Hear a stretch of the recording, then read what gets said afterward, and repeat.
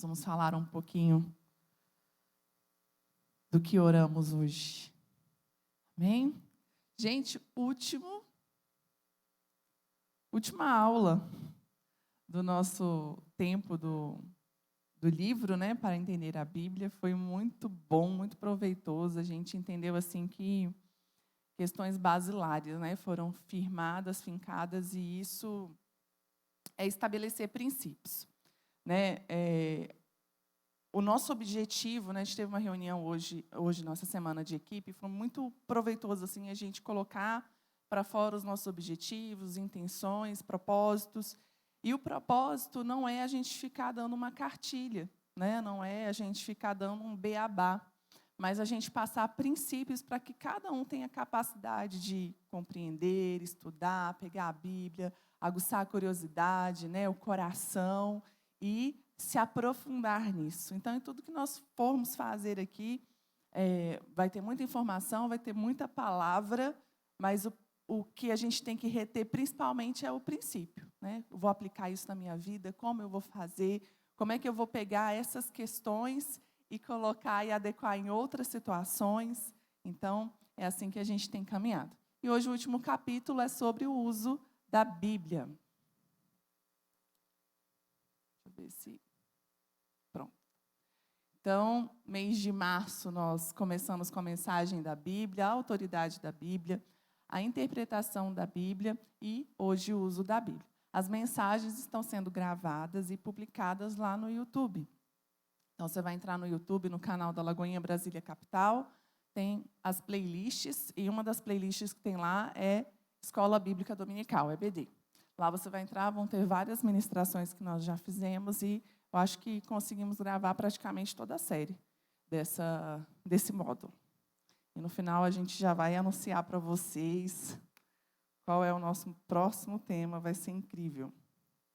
Então, vamos lá, fazer uma pequena revisão. O que a gente estudou nesses 2 meses? Estudamos alguns aspectos da palavra de Deus.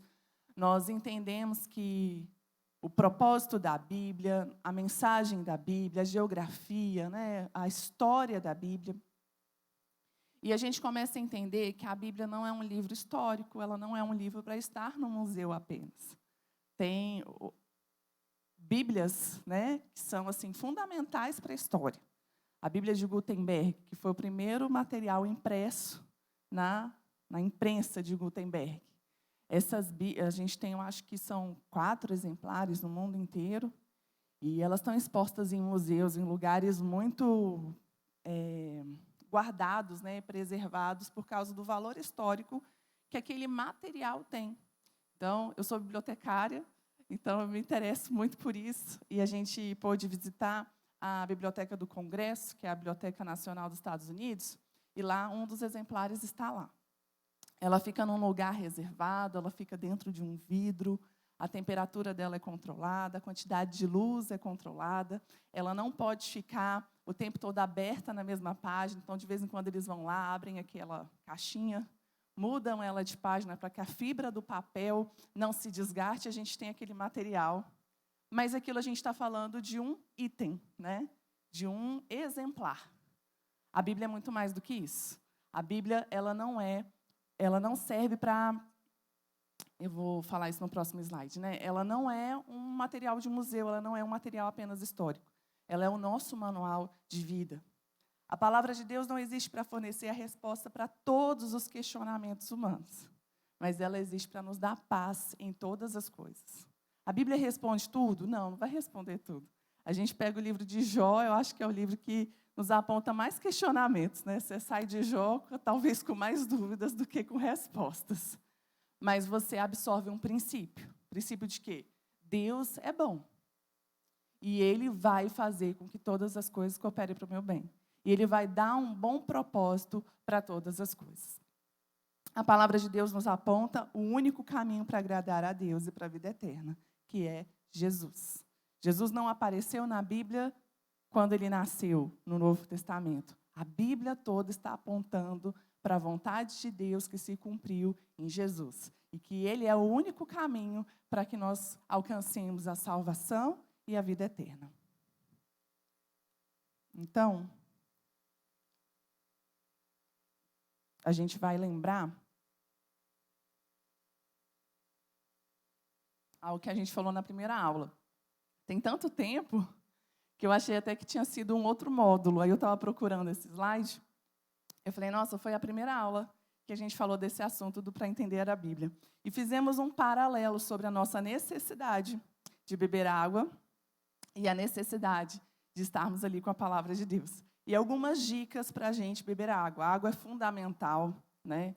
É necessária para o nosso organismo. Os nutrientes, a hidratação, né? A gente conhece vários resultados, né? Várias questões que a desidratação pode causar no ser humano. E o ser humano sem água, o que acontece? Ele morre, não tem. Mas isso faz com que a gente sempre se lembre. Se não andar com a garrafinha, né? Gente, é uma negação. O Tiago fala assim, você bebeu água? Hoje, tipo assim, não é agora de manhã, não é daqui a pouco tempo, é tipo hoje e ontem. Eu sou capaz de ficar muito tempo sem beber água, porque eu realmente esqueço. Mas eu sei que é fundamental. Então, eu preciso desenvolver estratégias para que eu faça aquilo que eu preciso fazer. Então, a gente deu algumas dicas. Invista em uma garrafa de água. E do lado, a gente colocou também algumas dicas para a gente ler mais a Bíblia. Então, invista em uma Bíblia de estudo. A gente deu algumas dicas, a gente gosta muito da Bíblia de estudo da NVI, tem a NVT também, uma Bíblia muito boa.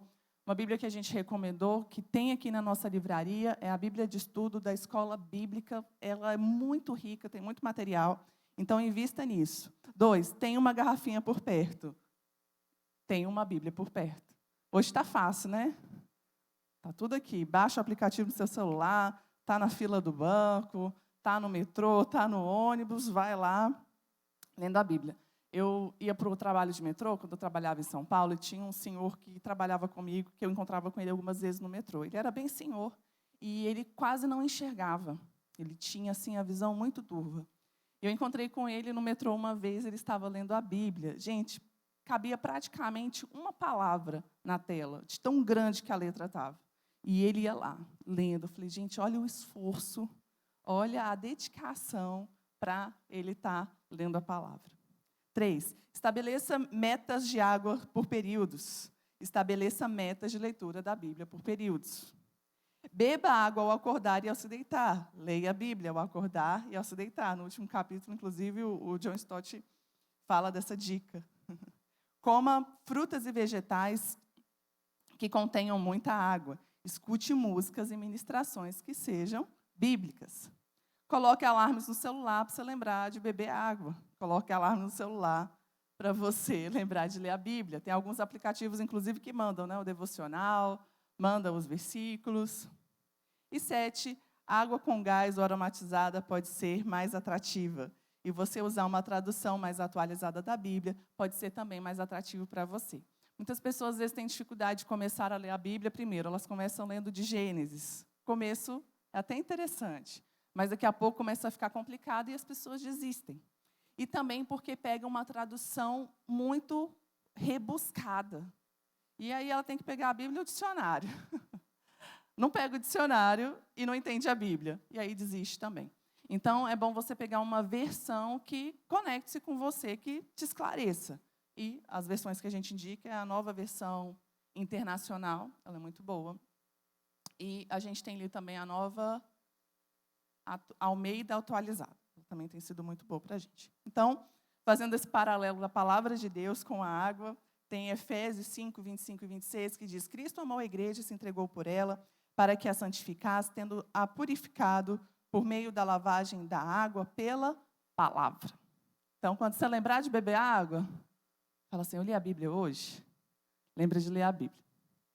E hoje nós vamos falar sobre o uso da Bíblia, a aplicação da Bíblia. Vamos ler lá Mateus 7, do 24 ao 27, diz assim, portanto, quem ouve essas minhas palavras e as pratica é como um homem prudente que construiu a sua casa sobre a rocha. Caiu a chuva, transbordaram os rios, sopraram os ventos e deram contra aquela casa e ela não caiu, porque tinha seus alicerces na rocha. Mas quem ouve essas minhas palavras e não as pratica é como um insensato que construiu a sua casa sobre a areia.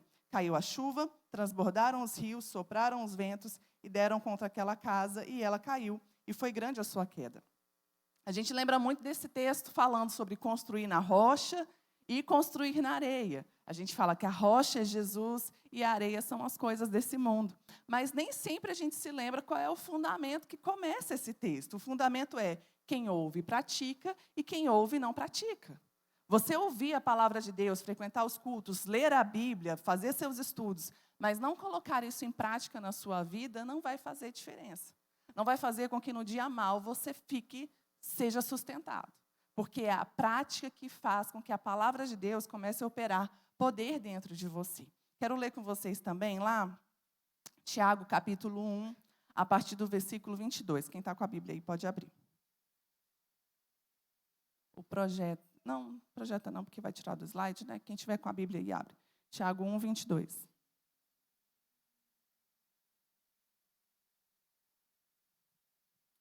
Diz assim: sejam praticantes da palavra e não somente ouvintes, enganando vocês mesmos. Porque se alguém é ouvinte da palavra e não praticante, assemelha-se àquele que contempla o seu rosto natural no espelho, pois contempla a si mesmo e se retira, e logo esquece como era a sua aparência. Mas aquele que atenta bem para a lei perfeita, a lei da liberdade, nela persevera, não sendo ouvinte que logo esquece, mas operoso praticante, esse será bem-aventurado no que realizar. Eu me deparava com esse texto, eu tinha alguma dificuldade de entender qual era a aplicação, né? Qual era o paralelo entre você olhar no espelho e se esquecer e você ouvir a palavra e não praticar. E uma vez eu ouvi uma explicação disso e clareou muito para mim.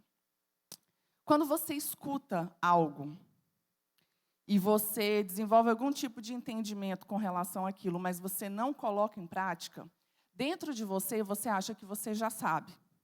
Então, você aprendeu sobre álgebra. Você viu ali o professor fazendo e tudo, entendi. Só que você nunca colocou aquilo em prática. E, de repente, você vai fazer uma outra matéria e alguém vai te ensinar álgebra. Você fala, não, isso aí eu já sei, eu já aprendi. E aí você não aprende. De novo, porque você, no seu entendimento, você já sabe. Só que você ainda não sabe. Porque o saber verdadeiro é quando você é capaz de colocar em prática aquilo que você sabe. E quantas vezes a gente aprendeu alguma coisa na escola, principalmente, né, nessa parte de física, matemática, e na hora de aplicar você falou, tá bom, eu sei disso e eu tenho isso, mas agora o que eu faço? Porque é a prática que vai te mostrar que, de fato, você sabe. Com relação à palavra de Deus, você vem aqui e escuta sobre perdão. Você tem que perdoar os seus inimigos, você tem que dar outra face, porque Jesus ensinou, e se você não perdoar, você não vai ser perdoado, e você aprende todo o beabá. Você tem a oportunidade de perdoar, você não perdoa, você não coloca aquilo em prática. E você vai participar de um outro culto, alguém está falando sobre perdão. Já sei.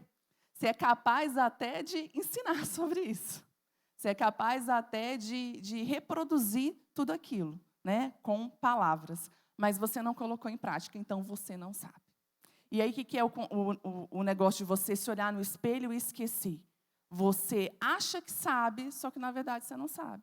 E aquela palavra não gerou um fruto dentro do seu coração. E fica muito ruim, vai ficando cada vez pior de você aprender. Porque essa sensação de que você já entendeu vai fazer com que você rejeite a próxima vez que você for exposto a esse conhecimento.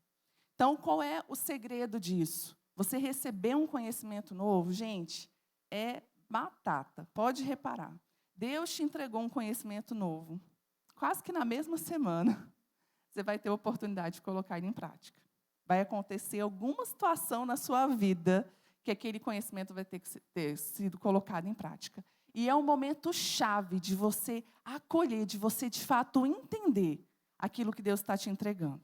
A gente vê na vida de Abraão. Abraão era uma pessoa extremamente obediente a Deus. Tudo que Deus falava com Abraão, ele imediatamente, na manhã seguinte, bem cedo, Abraão vai lá e obedece. Então, esse é o segredo para que, de fato, você entenda a palavra de Deus. É você colocá-la em prática. E isso vai fazer com que, quando vierem as tempestades, quando vierem as situações dessa vida, quando vierem os questionamentos, você esteja firmado em um lugar seguro.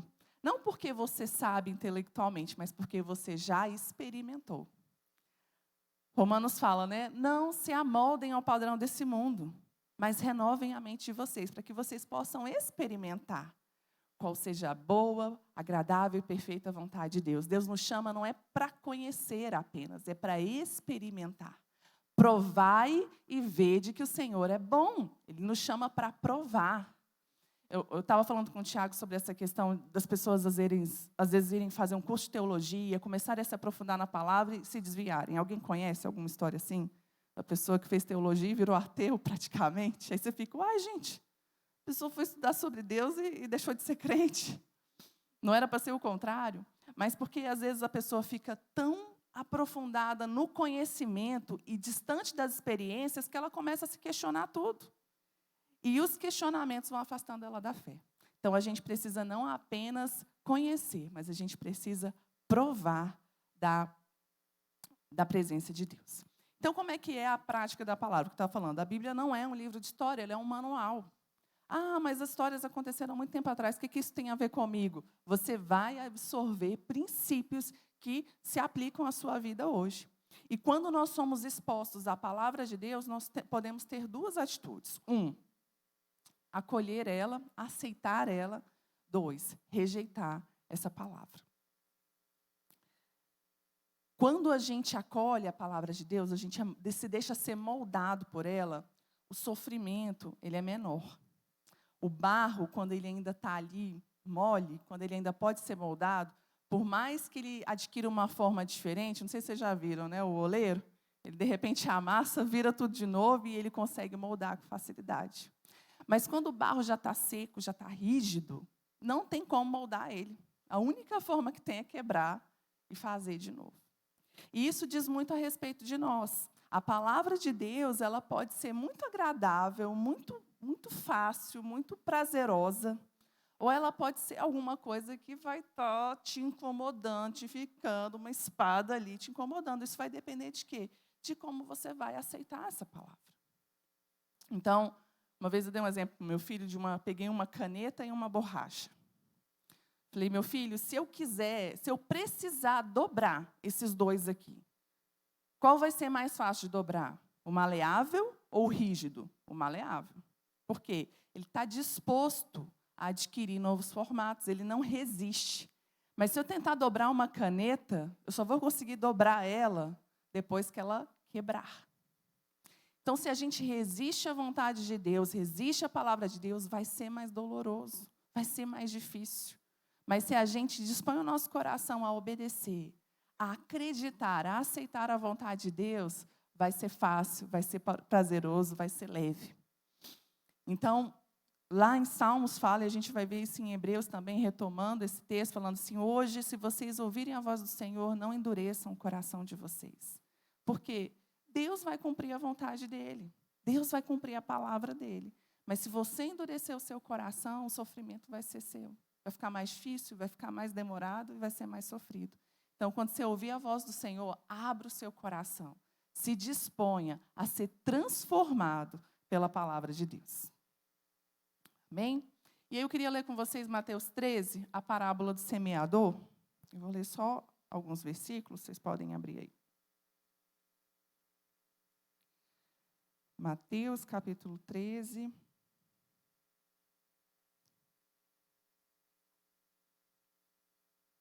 A partir do versículo 18. Ouçam, portanto, o que significa a parábola do semeador. A todos os que ouvem a palavra do reino e não a compreendem, vem um maligno e arrebata o que lhes foi semeado no coração. Este é o que foi semeado à beira do caminho. O que foi semeado em solo rochoso, esse é o que ouve a palavra e logo recebe com alegria. Mas ele não tem raiz em si mesmo, sendo de pouca duração, quando chega a angústia ou perseguição por causa da palavra, logo se escandaliza. O que foi semeado entre os espinhos é o que ouve a palavra, porém as preocupações desse mundo e as fascinações das riquezas sufocam a palavra e ela fica infrutífera. Mas o que foi semeado em boa terra é o que ouve a palavra, compreende, frutifica e produz a 100, a 60 e a 30 por 1. A semente é boa. A palavra é boa. Não é uma palavra ruim, uma palavra boa que deu fruto. Uma semente ruim e uma semente era boa. Não, toda semente era boa. O problema nessa parábola o problema era o terreno. E o terreno é o quê? É o nosso coração. É a forma como a gente decide acolher essa palavra dentro de nós. E aqui Jesus mostra alguns passos para que essa palavra chegue nesse momento de dar fruto e muito fruto. Primeiro, você precisa ouvir a palavra. Você precisa estar exposto a ela. Você precisa estar atento àquilo que está sendo falado. A gente fala muito de uma diferença que tem entre o ouvir e o escutar. O ouvir, ele é uma escuta atenta. Ele é uma escuta com o seu coração. Não é só uma mensagem que está chegando, é uma coisa que você parou tudo para ouvir o que está sendo dito. Então, em primeiro lugar, ouvir. Isso é para todos. Segundo lugar, compreender, assimilar. Se você escuta, se você ouve a palavra, mas você não assimila aquilo, você não compreende. E o fato de não compreender não quer dizer assim, que pena, uns entendem, outros não. Não, quando você não compreende, você vai atrás para compreender. Espera aí, não entendi isso. O que isso quer dizer? O que isso está falando? Você não compreende, você logo esquece. O maligno vem, come aquela semente e você vai esquecer dessa palavra que você ouviu. Você precisa ouvir. Segundo, compreender. Mas eu não entendi. Então, vai atrás para entender. Vai atrás para compreender o que aquilo está falando.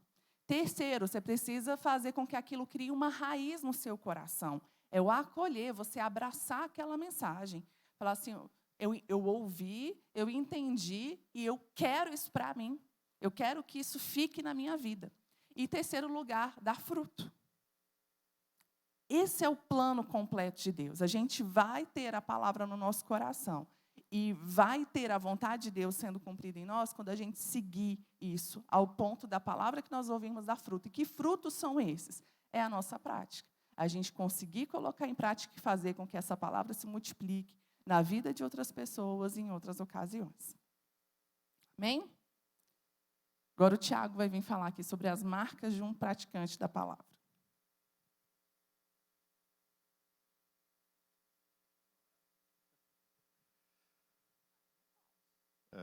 Bom dia, queridos. A gente vai continuar aqui falando sobre as marcas. No livro do John Stott, ele fala de 5 marcas que um praticante da palavra tem. A gente já viu aqui que a gente tem que ser praticante da palavra e não apenas ouvintes. E algumas traduções falam, enganando-se a si mesmo com falsos discursos. E quando fala do espelho, é interessante que quando você olha para o espelho, você consegue ver o que está certo e o que está errado. Você consegue ver se a maquiagem se borrou, se o cabelo está despenteado, se está com alguma espinha, beleza. Mas se você não toma uma providência em relação àquilo, quando você sai, você já não tem mais tanta noção do que aconteceu. E uma pessoa, quando ela está sendo exposta à palavra de Deus, ela muitas vezes é iluminada e até confrontada. Opa, realmente tem que melhorar isso, isso aqui eu não sabia. Só que se ela não coloca em prática, ela não vai conseguir reproduzir isso mais para frente. Por isso que ouvir e obedecer tem que ser assim. Você escutou, você tem que colocar em prática. Porque senão você vai prorrogando cada vez mais seu tempo de exposição à palavra e diminuindo a prática. E isso não vai frutificar. E esses aqui são 5 pontos de um verdadeiro praticante da palavra, que é adoração, arrependimento, fé, obediência e testemunho. A gente vai começar aqui pela adoração. É impossível adorar sem ter o conhecimento da verdade. Nós não podemos adorar um Deus que nós não conhecemos de verdade. E como que nós conhecemos a Deus? Só pela palavra. Eu vi uma analogia interessante, que é o seguinte, parece até um pouco o mito da caverna. Uma pessoa está no local, ela nunca viu nada, um local escuro, e de repente tem uma fresta, e nessa fresta tem a luz. Ela vai lá, a partir daquela luz, ela consegue ver o que está do mundo fora. Aquela fresta, aquela luz, é a palavra de Deus. E é através da palavra de Deus que a gente consegue ver a luz e consegue enxergar o que está fora da nossa escuridão. Se não conhecermos a Deus, não sabemos que tipo de adoração Ele deseja. Quem que acompanha o pastor André Valadão? Só para ver aqui. Maioria. Já viu as caixinhas de pergunta, né? Qual que é a pergunta que mais fazem para ele? E que ele não responde? Tatuagem. Tatuagem, gente. Vou fazer o que o André Valadão não fez. Tatuagem é pecado? Não vou entrar por esse caminho. Se ele não entrou, também não vou nesse caminho. Mas, por exemplo, Deus mandou que a gente tatuasse o nosso corpo para adorá-lo? Então, uma pessoa que faz uma tatuagem pensando em adorar a Deus, você vê, é assim que Deus quer ser adorado? Não estou entrando se pode, não pode, convém, não convém, é outra coisa. Mas é uma forma de adoração, conforme a palavra de Deus? Não vou entrar no certo e errado.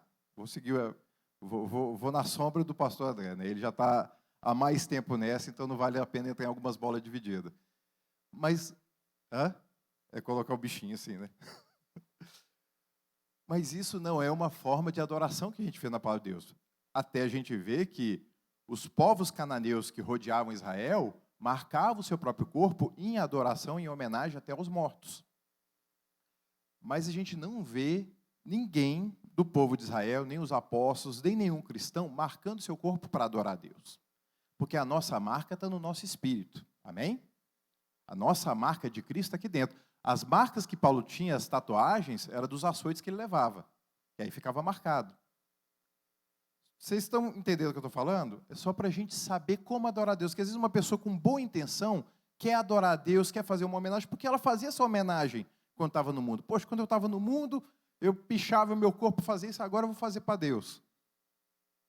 Ok, você pode até fazer ou não fazer, aí cada um vai com a sua consciência. Mas não é algo que Deus exige, não é algo que Deus espera como adoração.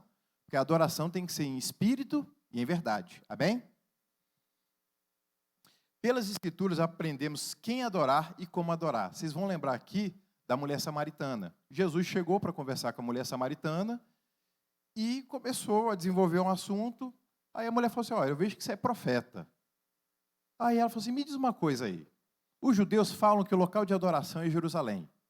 Mas os nossos pais samaritanos adoravam nesse monte. E aí, o que é certo? Jesus falou o seguinte, olha, é chegada a hora em que você não vai adorar nem em Jerusalém, nem em Samaria, porque os verdadeiros adoradores adorarão o Pai em espírito, em verdade. Deus é espírito e é necessário que os seus adoradores o adorem em espírito e em verdade. Essa é a adoração que Deus quer da gente. Uma adoração íntima, uma adoração espiritual. E claro que ela vai se expressar através do nosso corpo. Porque tudo que nós fazemos no nosso espírito vai se expressar através do corpo. Amém? Seu espírito não vai levantar a mão. Quem vai levantar a mão é o seu corpo. Então está tudo interligado. E a verdadeira adoração é uma reação à verdade. Quando você é exposto à verdade, ao conhecimento de Deus, você adora. É impossível você não adorar quando você é exposto à verdade. As pessoas às vezes falam assim, porque às vezes é difícil adorar, às vezes não estou com vontade. Gente, na Bíblia, mostra endemoniado adorando a Deus. O endemoniado chegou, viu Jesus, se prostrou diante de Jesus e começou a adorá-lo. Então a adoração é uma coisa que é uma expressão natural sua. Você tem que adorar porque é algo que está dentro de você. Tem um desejo aqui dentro por adorar, então você tem que se expressar. A adoração tem a ver com expressão. Uma outra marca que a gente vê aqui é arrependimento. Aleluia. Pronto, arrependimento. A palavra de Deus é um espelho que mostra o nosso pecado. O arrependimento faz com que a gente olhe para dentro e vê que não tem solução. Aí quando a gente olha para Jesus, a gente vê o perdão dos nossos pecados. Ninguém vai ter fé olhando para dentro, você só vai ter fé olhando para Jesus. E às vezes quando a gente é confrontado com o nosso pecado, vem uma vergonha, vem uma tristeza, supere isso. Olhe para Jesus. Confesse e abandone o pecado. Porque não há condenação para os que estão em Cristo Jesus, porque a lei do Espírito da vida, em Cristo Jesus, nos libertou da lei do pecado e da morte. O pecado não tem poder sobre as nossas vidas. O apóstolo Paulo fala o seguinte, que a igreja da Galácia, ela começou, estava um avivamento, de repente começou a retroceder. E Paulo falou o seguinte, vocês andavam bem. Quem os enganou? Quem os fez retroceder? Vocês começaram no Espírito, agora querem se aperfeiçoar pela carne. E às vezes a gente substitui a vida com Deus, a vida de arrependimento, por um monte de regras. Não vou fazer isso, não vou fazer aquilo, e a gente perde a essência. A gente começa a viver por regras e não pelo Espírito. O Espírito Santo vai te mostrar o que convém e o que não convém. E às vezes a gente quer uma cartilha de regras, ó, não pode isso, não pode aquilo, e nem, às vezes, lista de pecado. Quem aqui já viu aquelas listas de pecado que às vezes tem às vezes alguns cultos específicos faz isso, né? Aí tem um monte de lista de pecado, você bate o olho assim, mas isso aqui é pecado mesmo? Às vezes você fica até na dúvida, né? Ah, eu já fiz isso, mas não sabia que isso era pecado. E quando você olha na Bíblia, você também fica na dúvida, porque você não vê aquilo escrito na Bíblia como pecado. É importante a gente ter um relacionamento com o Espírito Santo para a gente não viver só com base de regras. A gente vai recomendar para vocês lerem essa semana o livro de Colossenses. E o livro de Colossenses estava tratando com uma igreja que estava vivendo com base em regras. Não toque, não manuseie, não faça isso, não faça aquilo. Mas isso era fraco para conter os impulsos da carne. Não consegue. Porque para conter os impulsos da carne tem que ser oração, tem que ser jejum, tem que ser leitura da palavra, prática da palavra. Você pode ter um monte de regras que você não pode fazer. Uma hora você vai esquecer aquela cartilha de regras e você vai fazer quando ninguém estiver vendo. Porque não está aqui dentro, não está sendo gerado no Espírito. Então a gente não deve ser guiado por regras. A lei dos mandamentos falava um monte de não pode. O povo obedecia? Não. Pelo contrário, despertava o desejo para fazer. Mas não pode, por que não pode? Quando a gente vê o relato do Jardim do Éden, é impressionante, gente. Porque você vê, estava lá Adão e Eva, num jardim perfeito, um jardim, um pomar, tudo de bom e do melhor, não tinha nada errado, não tinha tédio, não tinha cansaço, acho que não tinha nem como furar o dedo, né? Porque a terra não produzia espinhos, então não tinha nem como se cortar. Não tinha como você se sentir mal naquele lugar. Tinha uma regra: não come dessa árvore do conhecimento do bem e do mal, porque ela vai te matar. Tinha uma regra que falou assim: ó, não come porque ela te faz mal. Aí, de repente, foi lá, foi conversar com a serpente. Aí olhou e falou assim: poxa, realmente, essa árvore é bonita, é desejável, mas todas eram. Não tinha árvore feia naquele jardim. Mas você vê, o mandamento acaba despertando uma curiosidade. Por isso que os mandamentos no Novo Testamento não são negativos, de não, não, não. São positivos. Ame a teu Deus com toda a tua força, com todo o teu coração, com todo o teu entendimento. Ame ao seu próximo como a si mesmo. Não são mais mandamentos de proibição, são mandamentos de ordem. Agora você faz. Porque se você fizer isso, os não já vão estar cumpridos. Porque quem ama a Deus não vai estar adorando outros ídolos, não vai estar profanando o nome dele. Quem ama o próximo não vai matar, não vai adulterar, não vai mentir. Entenderam? Se você cumpre os mandamentos positivos, os negativos estão cumpridos também. Mudar a forma de enxergar o pecado. O pastor André Valadão falou essa semana. As pessoas têm dado ao pecado outros nomes, problema, dificuldade. Gente, pecado é pecado. A solução para o pecado é o sangue de Jesus. Não tem outra solução. Psicologia pode ajudar em muitas coisas, uma mentoria pode ajudar em muitas coisas, mas pecado só o sangue de Jesus. Só arrependimento, confissão e abandono. E quebrantamento e purificação. Em algumas vezes as lágrimas vão ter que correr dos nossos olhos. Algumas vezes a gente vai ter que olhar para dentro e falar: Senhor, tenha misericórdia da minha vida. E Ele vai ter. A palavra de Deus fala o seguinte, que Deus não rejeita um coração quebrantado e contrito. Ele não desprezará. Se você se humilha diante de Deus, Ele sempre te levanta. Jesus não quebra a cana rachada e não apaga o pavio fumegante. Ele sempre te joga para cima. Então a palavra de Deus sempre vai te jogar para cima. Toda vez que você estiver olhando para baixo na fossa, Jesus vai te levantar. Ele falou: venham a mim todos vocês que estão cansados e sobrecarregados, e eu os aliviarei. O fardo dele é leve e o jugo é suave. Amém?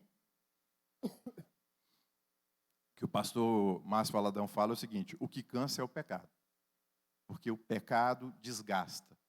Mas a obra de Deus não cansa. Quando você está fazendo a obra de Deus do jeito que Deus quer, você não vai se cansar, você vai ter alegria. Você vai ver o fruto, você vai ficar transbordante de alegria por estar vendo outras pessoas sendo alcançadas, sendo abençoadas com a palavra de Deus. Fé, sem fé é impossível agradar a Deus, porque é necessário que aqueles que se aproximam de Deus acreditem que Ele existe e Ele recompensa aqueles que o buscam. E fé não é um esforço para você crer. Às vezes a gente acha que fé é aquela coisa: vou me esforçar, vou me esforçar. Fé tem a ver com descanso. Quando você crê, você descansa. A verdadeira fé descansa na palavra de Deus. Às vezes a pessoa fica naquele negócio, eu vou declarar 250 mil vezes a palavra, que ela vai acontecer, vai acontecer. A fé tem a ver com você confiar. Eu sei que Deus vai fazer, e pronto. Não sei como, mas vai fazer. E você descansa na palavra dele. E a fé é sempre fundamentada no conhecimento. A fé não pode ser fundamentada em superstições, amuletos, crendices. Tudo isso daí tem uma aparência de piedade, mas nega o poder de Deus. A fé é a certeza das coisas que a gente não está vendo. Então, você não precisa de coisa para crer. Você não precisa de um amuleto para crer. Na Idade Média, eles vendiam não sei quantos amuletos, pessoal. Olha só, isso daqui é uma lasca da cruz de Cristo. O pessoal fala que se juntasse todos os pedacinhos dessas lascas da cruz de Cristo, dá para fazer a Arca de Noé. Isso daqui é a água do Rio Jordão. Gente, nada disso. Nosso poder está na palavra de Deus. Nosso poder está em crer num Deus invisível. Quando Deus apareceu para Moisés, ele chegou o seguinte, né? Ele falou assim, olha, quando eu estava lá no monte, vocês não viram forma alguma. Então você não tem que fazer forma de nada, nem do que está no céu, na terra e embaixo da terra para me adorar. Nós temos que crer num Deus invisível que governa todas as coisas pela palavra do seu poder. E nós temos que investir tempo e recurso ouvindo para crer, porque a fé vem da pregação e a pregação da palavra de Cristo. Quanto mais a gente escuta a palavra, mais a gente crê. E quando você vai se inundando da palavra, você vai absorvendo, vai crescendo. A fé vai aumentando. Você começa a crer para coisas maiores. E você precisa estar criando um ambiente de fé. Por exemplo, outra coisa também, falar aqui música do mundo. Hoje eu estou só indo nas bolas divididas, né? Música do mundo em si é pecado? Não, não é. Em alguns casos pode não ser prudente, e em alguns casos pode ser pecado, sim. Tem umas músicas que, misericórdia, não dá. Mas todas, não. Não dá para dizer que todas as músicas que não são feitas por um cristão são pecado. Não tem base bíblica para isso. Agora, vai muito do seu propósito. Você está querendo ser um adorador, você está querendo ser uma pessoa que crê mais, está querendo ser uma pessoa que vai mais longe, que prega a palavra, que supera os seus vícios, que supera as suas limitações. O que você escuta vai influenciar o que você faz. Então, quanto mais você ouvir da palavra de Deus, quanto mais você adorar a Deus, mais próximo você vai estar de Deus, mais você vai conseguir fazer no reino. Amém? Entenderam? É importante a gente ter esses princípios, gente. Porque senão a gente coloca a regra pode, não pode, aí uma hora a gente vê assim, mas por que não pode? Aí a pessoa descobre que não pode, então começa a fazer tudo. Gente, a gente tem que ser guiado pelo Espírito Santo. Às vezes tem até uma boa intenção em colocar uma restrição. Desde que você explique, em alguns casos realmente tem. Mas tem outros que a gente tem que explicar o porquê. Qual que é o propósito seu na vida? Você quer ser um cristão melhor? Não vai ser ouvindo qualquer coisa que vai te levar para isso. Entenderam? Aí a Natália achou esse... Alguém conhece esse rapaz aqui? Ela achou esse cara aí no Instagram. O que as pessoas acham que eu estou ouvindo quando eu estou na academia?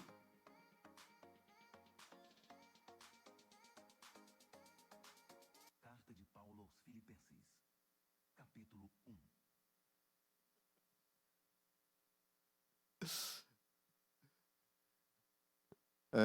Eu coloco também, né? A gente está pegando algumas aulas, alguns cursos que eu estou fazendo. Aí eu coloco, não tem que ver o visual, é mais o áudio, escuto e pronto, estou lá. Aí de repente eu paro assim, tem vezes assim, quase escorreu uma lágrima assim, no meio da academia. Aí eu suei o olho aqui. E você vai, porque o ambiente, você tem uma influência sobre ele. Você tem uma influência sobre o que você vai ouvir. Você está num ambiente, sei lá, está numa academia. O que você vai ouvir, você não precisa ouvir a música que está tocando lá na academia. Você escolhe a sua música, coloca no fone e pronto. Acabou. Sabe? Então, às vezes, você está no seu trabalho. Você tem um trabalho, você não precisa conversar com ninguém e tudo. Você, sei lá, vai fazer um parecer, alguma coisa assim. Coloca uma música, ou então coloca uma música ambiente, ou então coloca uma pregação. Se talvez você não precise se concentrar tanto porque você vai fazer. você faz isso. Busque ocasião para você estar mais próximo de Deus. Faça isso intencionalmente. Uma outra característica é a obediência. João 14,15, Jesus falou o seguinte: aquele que me ama, guarda os meus mandamentos. Um sinal de amor a Deus é a obediência. Não existe amor a Deus desconectado da obediência. Para falar a verdade, amar a Deus é sinônimo de obedecer a Deus. Quando você ama a Deus, você guarda os mandamentos. Um fruto do seu amor a Deus é você obedecer. Então está conectado. Andar em santidade é andar em obediência à palavra de Deus. Porque a palavra de Deus vai te conduzir nos caminhos de Deus. E o caminho de Deus é santo. Sejam santos porque eu sou santo. E colocar o conhecimento em prática. Essa é a parte que muitas vezes as pessoas mais questionam quando estão falando de algum cristão. Que às vezes é uma pessoa que tem um discurso bom, mas às vezes a prática não está conectada. Um cristão, alguém que anda com Cristo, que está querendo agradar a Deus, é uma pessoa que tem que ser boa com a outra. É uma pessoa que tem que buscar ser agradável, buscar auxiliar a pessoa que está ao seu redor. Quando a gente vê a parábola do samaritano, do bom samaritano, a pergunta foi: quem foi o próximo? Aquele que exerceu misericórdia. Então você ajudar as pessoas que estão ao seu redor. Você se colocar para servir a outras pessoas. Às vezes a pessoa está com uma dificuldade em alguma coisa. Posso te ajudar? Como que eu posso te ajudar? Como que eu posso te servir? Fazer isso, porque isso são sementes que você vai plantar e aquela pessoa pode se interessar pela palavra de Deus por causa das suas atitudes. Tiago fala, né, que a fé sem obras é morta. Fala, de que adianta você dizer que tem fé se você não tiver obras que sejam coerentes com a sua fé? Essa fé pode salvar? E vai mostrando vários casos de pessoas que mostraram a fé por meio das obras. Então, é por meio das nossas obras que as pessoas vão conhecer a nossa fé. Então, as pessoas vão saber em quem você crê pelo que você faz no seu dia a dia. E fala de retidão social, fala da gente estar auxiliando as pessoas que não têm condição. Às vezes, você precisa ajudar uma pessoa, prestar um serviço para ela, ou então, não sei, ajudar ela com algum mantimento. Tem várias oportunidades que aparecem para a gente todo dia. É importante que isso faça parte da nossa vida. Para o judeu era muito importante a questão da esmola. É algo assim, para o judeu realmente praticante, dar esmola, ajudar as pessoas é um mandamento. Só que o judeu, ele faz a coisa pela regra, muitas vezes, sem entender o princípio, né? Então, olha, você pode estar com raiva da pessoa, você pode até xingar a pessoa, mas tem que dar. E não é isso que Jesus espera de nós, né? A gente tem que fazer de bom grado, com o coração alegre. O judeu não, ele pode até não gostar, mas ele vai dar. Então a gente tem que ter um coração bom e ter as atitudes boas também. Passando aqui para o próximo ponto, testemunho. Uma coisa vai juntando na outra, né? E é o próximo slide até. A verdade não pode ser escondida ou monopolizada. Você está recebendo a palavra de Deus, é para você e é para o próximo. Nada que Deus está fazendo na sua vida é para parar em você. A Bíblia sempre compara a nossa vida com um rio. Então, o rio, a água passa e continua. Então, da mesma forma que você é abençoado, outras pessoas têm que ser abençoadas por aquilo que tem na sua vida. Deus está colocando muitas coisas para você que você seja útil para muitas pessoas. A quem muito é dado, muito é confiado. E tem muitas pessoas aqui que têm muitos talentos, muitas habilidades, e isso tem que servir a outras pessoas.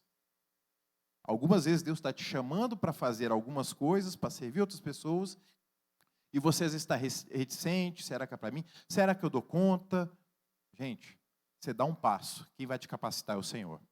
Então você vai, que Deus vai abrir as portas para você. Só que a disposição é algo que a gente oferta para Deus.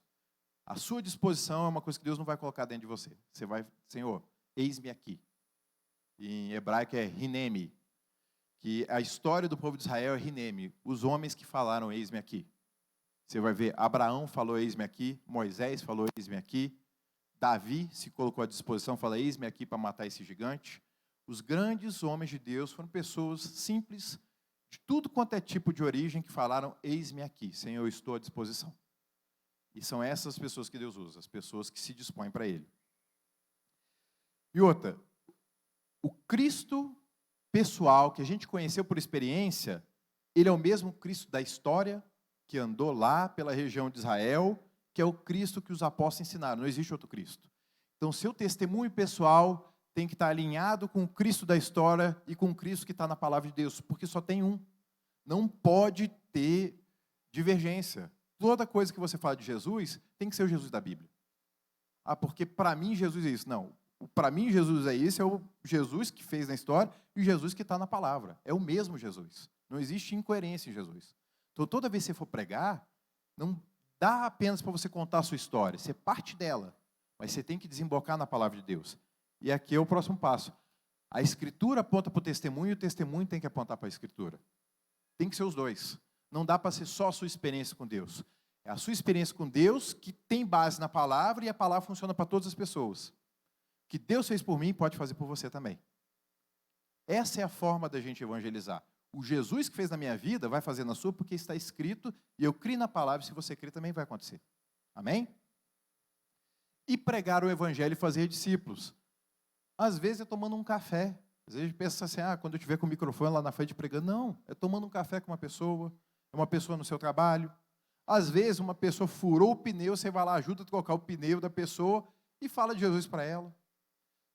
Tem oportunidades diversas. Pregar o evangelho não é uma coisa para cruzadas evangelísticas ou coisas assim, muito grandes que a gente pensa. Sempre começa pequeno. Então pregue o evangelho para quem está do seu lado, alguém da sua família, uma pessoa que você vai dar um feliz aniversário, você dá uma palavra de Deus para ela. Pregue o evangelho e fazer discípulo de Cristo. A gente está ensinando as pessoas a serem parecidas com Jesus. Ensinar, olha, é assim que Jesus faz, é isso que a palavra ensina, e as pessoas vão querer saber. E o resuminho é isso aqui, né? A revelação aponta para a adoração, as advertências que a gente vê na palavra apontam para o arrependimento, as promessas de Deus apontam para a fé, geram fé no nosso coração, os mandamentos geram obediência e a verdade de Deus gera o testemunho. É assim que tem que ser a nossa caminhada cristã. Quando a gente está falando da aplicação da palavra de Deus, tem que ser uma coisa muito prática, tem que ser uma coisa muito visível. Tem que ter cor, tem que ter momento, tem que ter som. Quando as pessoas olharem para você, elas têm que se lembrar de Jesus. Não porque você é perfeito, porque você não é, assim como eu não sou. Mas as pessoas têm que ver Cristo na sua vida. Tem que ver uma pessoa que decidiu andar de uma forma diferente. E isso vai despertar nelas um desejo para conhecer o Deus que está na sua vida. É uma responsabilidade, mas é um privilégio. É um privilégio enorme. Porque o Deus Todo-Poderoso, Criador dos céus e da terra, perfeito, escolheu você para carregar a presença dEle. Escolheu a mim e a você, vasos de barro, para carregar a gloriosa presença dEle, onde quer que a gente esteja. Você é um representante do reino de Deus onde você está. Na sua família, no seu trabalho, na sua escola. Você é a Bíblia que as pessoas vão ler. A primeira Bíblia que as pessoas vão ter contato é você, a palavra de Deus na sua vida. Boa parte das pessoas no Brasil tem alguma Bíblia em algum canto da sua casa. Eu contei aqui um caso de um primo meu, que eu fui falar para ele da palavra de Deus. Eu falei assim, você acredita na palavra de Deus? Ele falou, eu acredito muito na palavra de Deus. Eu acredito tanto na palavra de Deus que no meu carro tem duas. Tem um no porta-luva para guardar a frente e uma no porta-mala para guardar a traseira. Amuleto.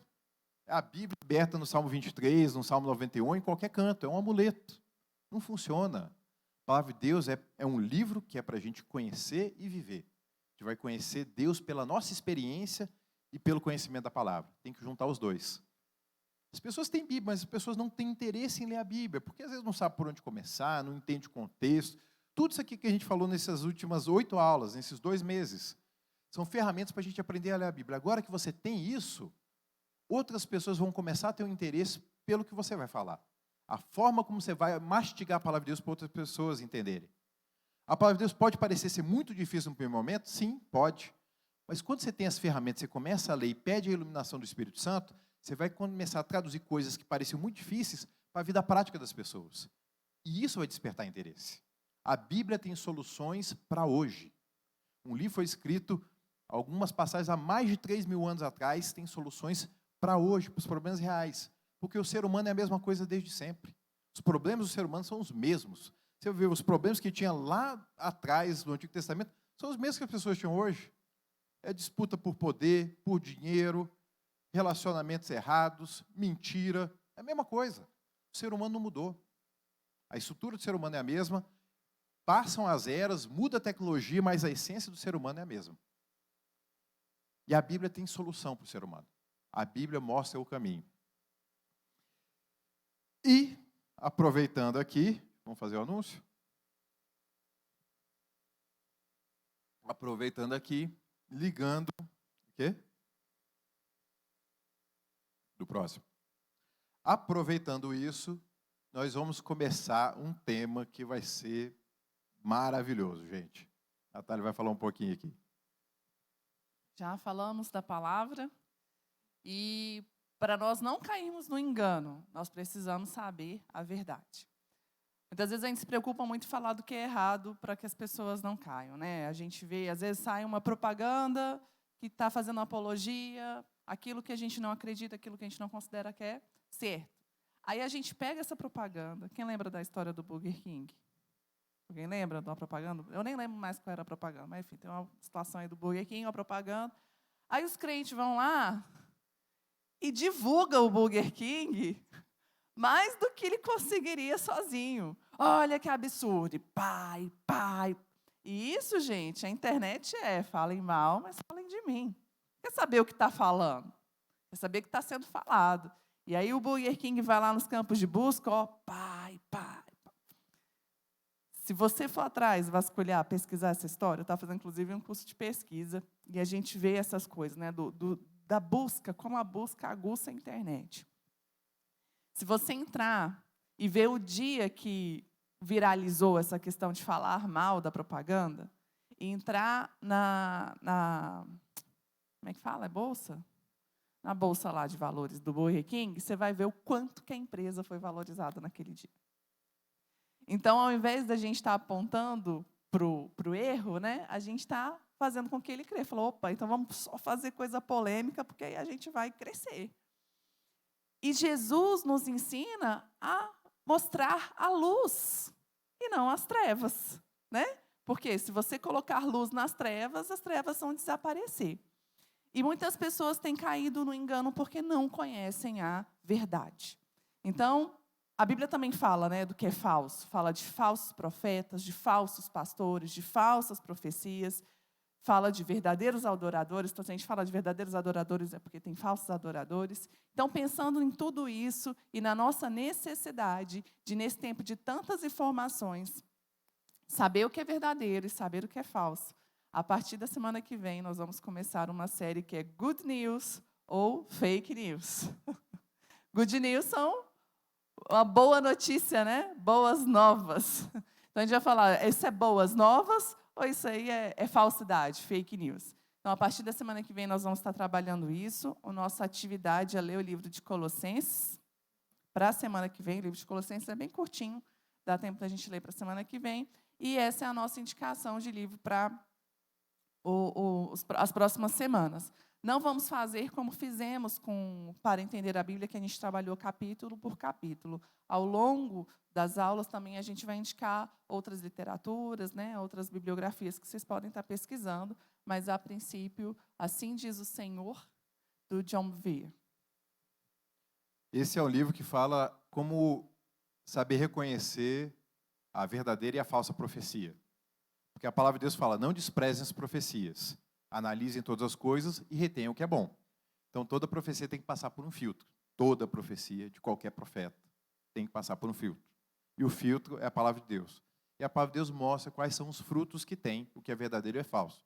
Então, nós vamos estar falando do evangelho e do falso evangelho, da profecia e da falsa profecia, do ensino e do falso ensino. Enfim, a gente vai falar de um monte de coisa aí. Amém? Vamos colocar de pé.